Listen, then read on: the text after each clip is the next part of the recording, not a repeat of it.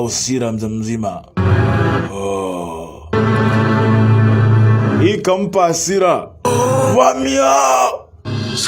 Vamia! Hamna kusubiri hapa. Ni kuvamia tu mzee. Piga mishale nye. Wakatia mishale lakini wako wengi mbaya. Alafu isitoshe wapo karibu kabisa na jumba la kifalme. Ni ngumu kuwavamia kwa wakati. Walipiga mishale ovyo ovyo. Sasa wanakuja kuvunja geti mzima. Wanataka ufalme. Kumbuka ufalme huu anayeutaka ni Wang Ling. Si mchezo. Fungueni mageti. Fungueni mageti nye. Wakafungia mawaziri ndani. Sasa jeshi linavamia. Kamanda Song, wewe! Jeshi linakuja. Alitaki kuelewa kitu mzima. Linakuja mzee. Vitu vyao. Sasa hapo karibu sana na ufalme, ni rahisi kuvamia kubadilisha kila kitu. Cheki wanapokuja mzee. Piga mishale, anaweka gari, unasogea kwenda mbele. Jamaa kaona anazidi kusogea. Wacha mimi nizungukie ufalme. Wanapiga mishale ya kutosha mzee. Ngoma inakuja namna hiyo. Wako mpaka na zana za kuvunja geti. Si mchezo. Yaani ni moto juu ya moto.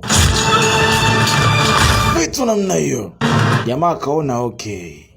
Hii ni rahisi imefanyika hii. Sasa wanazungukia kwa nyuma. Sasa kumbuka kuna mlango wa siri kuingilia kwa jumba la kifalme. Walishajipanga kila kitu.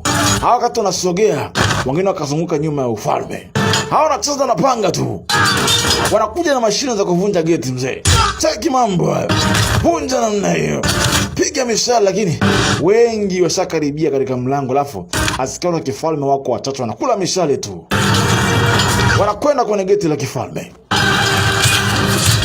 Weka vitu namna hiyo. Wanakwenda kwenye geti la kifalme. Hawa wanafika. Fika mpaka na mashine hiyo ndani ya geti. Gonga langu hilo. Vunja. Piga kitu na wanavunja mlango mzee. Piga namna hiyo. Peleka nyingine hiyo mzee. Mlango mgumu kweli kweli. Wakisha ingia hapa hakuna ufalme tena. Vunja geti mzee. Vunja tena mzima. Geti lilifunguka. Wakapenya ndani. Hakuna ufalme tena hapa. Vamia! Wakazama mzee kwa force ya hatari. Hasa ukikutana nao utakiona cha moto. Hao wakazama ndani. Ni mchana mzima. Ufalme wa Cheng unavamiwa.